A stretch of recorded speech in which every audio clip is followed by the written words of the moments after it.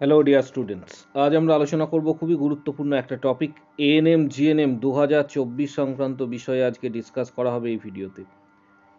এখানে বিগত বছরের স্টুডেন্টদের র্যাঙ্ক ভার্সেস মার্কস, পাশাপাশি এনটিএস পাওয়ার জন্য কত এক্ষেত্রে মার্কসের প্রয়োজন ছিল, এছাড়া এবছরের কাট অফ আমরা আলোচনা করব এই ভিডিওর মাধ্যমে।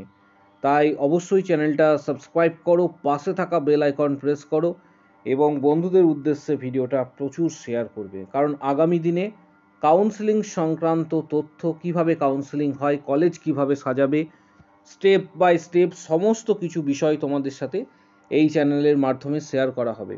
তাই অবশ্যই গাইডের জন্য আমাদের চ্যানেলটি সাবস্ক্রাইব করো, পাশে থাকা বেল আইকন প্রেস করো এবং বন্ধুদের উদ্দেশ্যে এই ভিডিওটি প্রচুর শেয়ার করবে।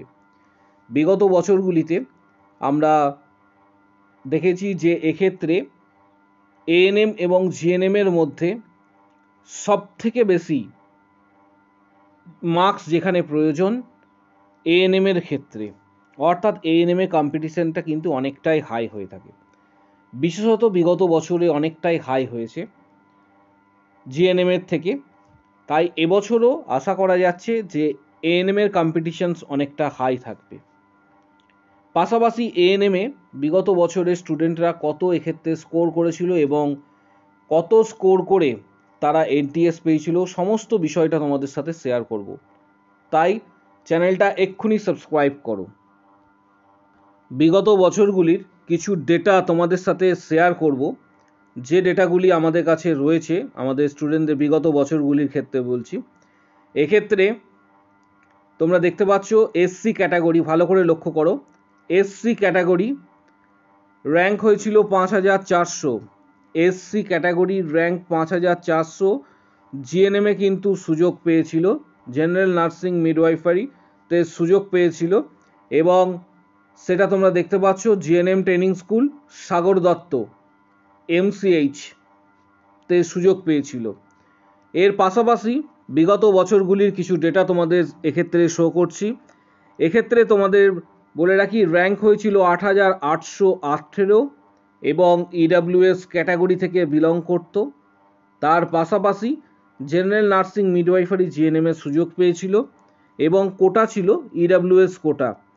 এর পাশাপাশি বিগত 2 বছরের ডেটা তোমাদের শো করছি, কারণ অনেকেরই এক্ষেত্রে ধারণা যেটা রয়েছে সেটা কিন্তু ক্লিয়ার হয়ে যাবে, অনেকের আইডিয়া কিন্তু এক্ষেত্রে অনেকটাই পরিষ্কার হয়ে যাবে কত র্যাঙ্কে কত মার্কস বা কত মার্কসে কত র্যাঙ্ক হওয়া সম্ভব।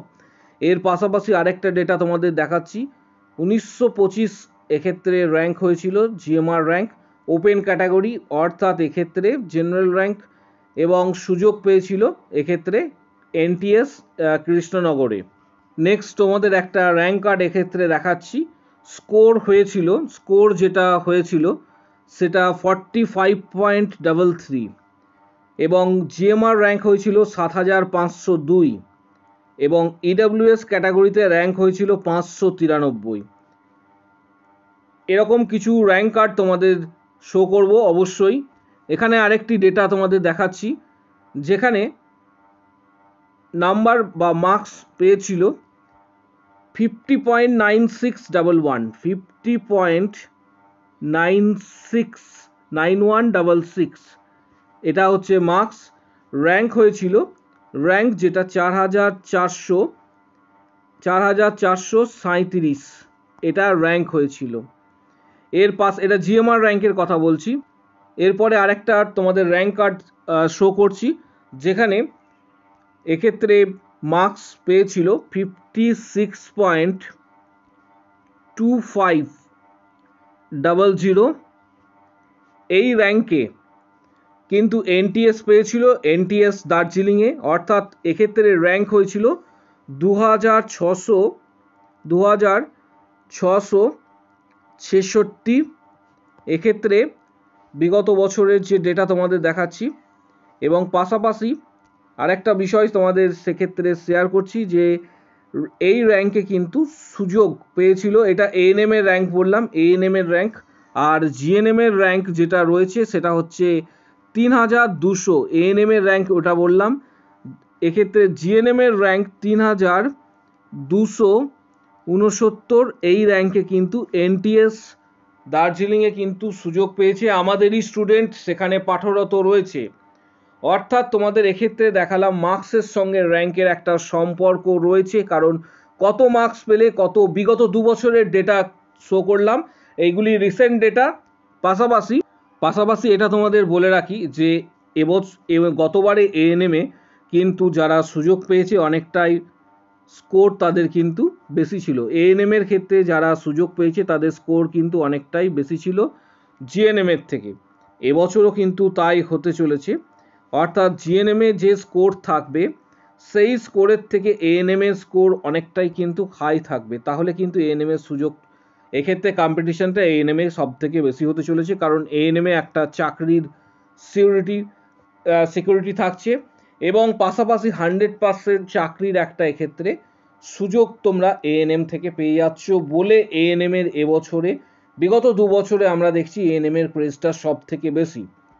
এএনএম এ এবছর কতটা মার্কস থাকলে তুমি নিজেকে সেফ ফিল করবে, বা তোমার মনে হতে পারে যে আমি একটা এনটিএস পেতে পারি?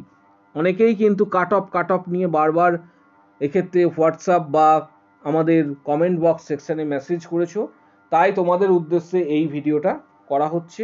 এবং এর সাথে সাথে তোমাদের জানাবো যে তোমাদের কাউন্সেলিং প্রক্রিয়া কিভাবে হবে সেটা নিয়েও আগামী দিনে ভিডিও আসবে, যে কাউন্সেলিং প্রক্রিয়ার কতগুলি এক্ষেত্রে স্টেপস রয়েছে। তোমরা অবশ্যই এই ভিডিওটি দেখার পর ঠিক নিচের দিকে কমেন্ট বক্স সেকশানে কমেন্টস করবে তোমার মার্কস কত হচ্ছে, সেখানে আমি রিপ্লাই দেবো। তুমি কত পেতে চলেছো বা তোমার মনে হয় যে তুমি কতটা পেতে পারো, সেটা অবশ্যই কিন্তু কমেন্ট বক্স সেকশানে জানাবে। এএনএম এর কাট অফ প্রথমে নিয়ে আসছি। প্রথমে জিএনএম নিয়ে তোমাদের বলে দিচ্ছি। জিএমএন মেল যারা রয়েছে তোমরা হচ্ছে ফিমেল ক্যাটাগরির জিএনএম ক্যান্ডিডেট যারা রয়েছে তাদের ক্ষেত্রে কাট অফ সম্ভবত হতে চলেছে, আবারও বলছি, জিএনএম ফিমেল ক্যাটাগরির ক্ষেত্রে কাট অফ, মেল ক্যাটাগরির ক্ষেত্রে কাট অফ তোমাদের আমি বলে রাখছি। মেল ক্যাটাগরির ক্ষেত্রে যারা জেনারেল ক্যাটাগরি রয়েছে তাদের মোর দ্যান এক্ষেত্রে 81 to 85 মধ্যে মার্কসের প্রয়োজন। বাকি যারা রয়েছে কাস্ট ক্যাটাগরির ক্ষেত্রে মোটামুটি ধরে রাখতে পারো যে 66 থেকে 75 মধ্যে তোমাদের মেল ক্যাটাগরির ক্ষেত্রে কিন্তু কাট অফ থাকবে জিএনএম মেল।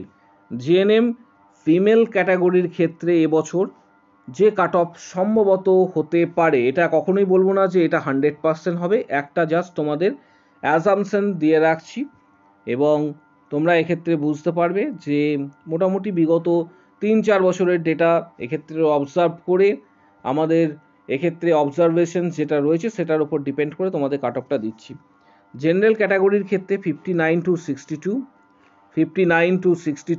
ওবিসি এ ক্যাটাগরির ক্ষেত্রে, এটা অবশ্যই কিন্তু ফিমেল ক্যাটাগরি, ওবিসি এ ক্যাটাগরির ক্ষেত্রে 51 to 56, ওবিসি বি ক্যাটাগরির ক্ষেত্রে 54 to 59, এসসি ক্যাটাগরির ক্ষেত্রে 45 to 51, এসটি ক্যাটাগরির ক্ষেত্রে 26 to 31, পাশাপাশি ইডাব্লিউএস ক্যাটাগরির ক্ষেত্রে 41 to 46। সিভিল ডিফেন্স এবং অরপ্যান ক্যাটাগরির ক্ষেত্রে, সিভিল ডিফেন্স এবং অরপ্যান ক্যাটাগরির ক্ষেত্রে এক্ষেত্রে প্রথমে সিভিল ডিফেন্স ক্যাটাগরিটা বলে দিচ্ছি, 51 থেকে 56, অরপ্যান ক্যাটাগরির অল। এটা দেখতে পাচ্ছ জিএনএম এর ক্ষেত্রে, জিএনএম ফিমেলদের ক্ষেত্রে কিন্তু সম্ভবত তোমাদের এবছরের কাট অফের ডেটা দিলাম। এরপর আসছি যে এএনএম নিয়ে। এএনএম এবছর এএনএম এর ক্ষেত্রে কাট অফ কিন্তু হাই যাবে, এএনএম এর ক্ষেত্রে কাট অফ হাই যাবে। জেনারেল ক্যাটাগরির ক্ষেত্রে কাট অফ যাওয়ার সম্ভাবনা যেটা রয়েছে সেটা 81 থেকে 85 মধ্যে, 81 থেকে 85 মধ্যে যদি মার্কস থাকে তাহলে তুমি নিজেকে সেফ ফিল করতে পারো। এর নিচেও পাওয়া হয়তো সম্ভব, কিন্তু তোমাদের একটা এক্ষেত্রে সেফ ফিল করার জন্য এই মার্কসটা তোমাদের বলছি যে 81 থেকে 85 মধ্যে মার্কস থাকলে কিন্তু তুমি সেফ ফিল করতে পারো। পাশাপাশি ওবিসি এ ক্যান্ডিডেটদের ক্ষেত্রে 65 to 69, এর সাথে ওবিসি বি ক্যান্ডিডেট যারা রয়েছে, ওবিসি বি ক্যান্ডিডেটদের ক্ষেত্রে 66 to 71, এসসি ক্যান্ডিডেটদের ক্ষেত্রে 61 to 65, এসটিদের ক্ষেত্রে 41 to 45, এটা এএনএমদের ক্ষেত্রে বলছি, এএনএম যারা করবে তাদের জন্য পার্টিকুলার। ইডাব্লিউএস ক্যান্ডিডেটদের ক্ষেত্রে 51 to 55, সিভিল ডিফেন্সের ক্ষেত্রে 56 to 61 এর মধ্যে কিন্তু মার্কস যাদের থাকবে তাদের এক্ষেত্রে কিন্তু সুযোগ রয়েছে বা চান্সেস থাকছে, তোমরা কিন্তু সরকারি এনটিএস পেতে পারো।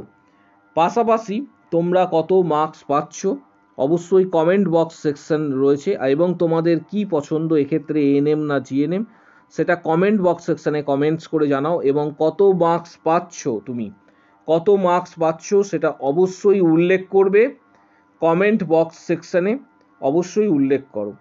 আজকের ভিডিও এই পর্যন্ত। ভিডিওটা প্রচুর শেয়ার করো, চ্যানেলটা সাবস্ক্রাইব করো, পাশে থাকা বেল আইকন প্রেস করবে এবং বন্ধুদের উদ্দেশ্যে এই ভিডিওটা প্রচুর শেয়ার করো। আজকের ভিডিও এই